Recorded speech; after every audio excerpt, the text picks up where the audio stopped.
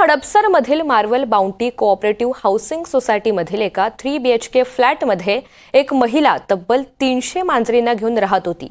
या घटनेची पेटा या पशुहितांच्या संवर्धनासाठी काम करणाऱ्या संस्थेनं दखल घेतली आहे। मानसिक आरोग्य दुर्बल झालेली माणसं पाळीव प्राण्यांचा आधार घेतात असा महत्त्वाचा मुद्दा पेटानं नमूद केला आहे। याबाबत इमारतीमधील रहिवाशांकडून गेल्या 5 वर्षांपासून सातत्यानं पाठपुरावा केला जात आहे।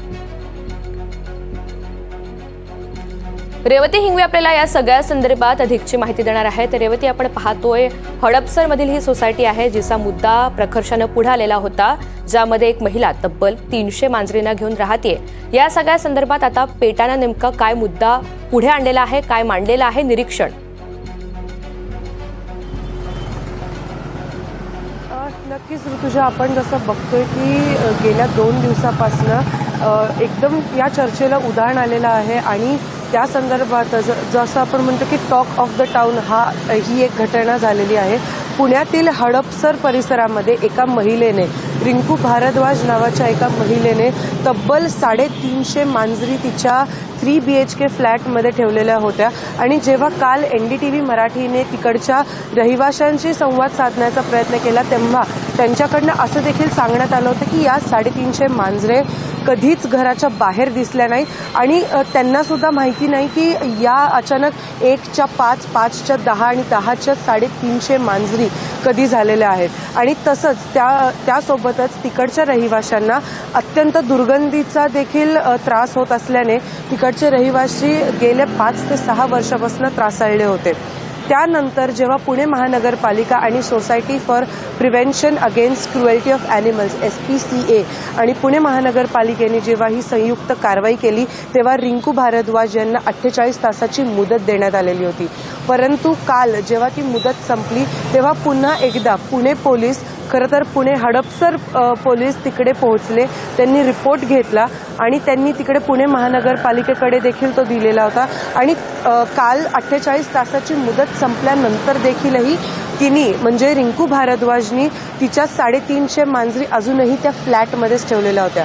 जेव्हा पुणे महानगरपालिकेच्या अधिकाऱ्यांनी तिकडे धाव घेतली, तिकडे जाऊन इन्स्पेक्शन केलं तेव्हा तिकडे एका अधिकाऱ्याला चक्कर देखील आली, एवढी दुर्गंधी आणि एवढं सगळं घाण तिकडे पसरलेली होती। आणि त्याच पार्श्वभूमीवरती काल जेव्हा पुणे महानगरपालिकेचे अधिकारी तिकडे गेलेले होते बघायला की नक्की रेस्क्यू केलेलं आहे की नाही त्या मांजरींना, तेव्हा त्या मालकीण म्हणजेच रिंकू भारद्वाजकडनं सांगण्यात आलेलं होतं की मी माझ्या मांजरींना स्टरलाइज करून ते रेस्क्यू करणार आहेत। जवळपास 80 मांजरांना रेस्क्यू करून ते पाठवण्यात येणार होतं। परंतु आत्ताची माहिती अशी आहे ऋतुजा की अजूनही त्या मांजरींना तिकडनं रेस्क्यू करण्यात आलेलं नाहीये। ती चक्क खोटं बोलती आहे प्रशासनाशी, अधिकाऱ्यांशी। आणि जेव्हा माध्यमांनी तिच्याशी संवाद साधण्याचा प्रयत्न केला तेव्हा तिने उलट 112 वरती कॉल करून उलट अशी कंप्लेंट सुद्धा केलेली होती, तक्रार सुद्धा दाखल करण्याचा प्रयत्न केला होता की माध्यम मला त्रास देण्याचा प्रयत्न करतायत। तर नक्की हे सगळं प्रकरण काय आहे, का तिने 350 मांजरी तिच्या घरात डांबून ठेवल्या असतील आणि त्याचीच दखल घेत पेटा इंडिया जे क्रुएल्टी अगेन्स्ट काम करतात, पेटा इंडियानी याची दखल घेत त्याच्यावरती त्यांनी असं देखील कमेंट केलेलं आहे।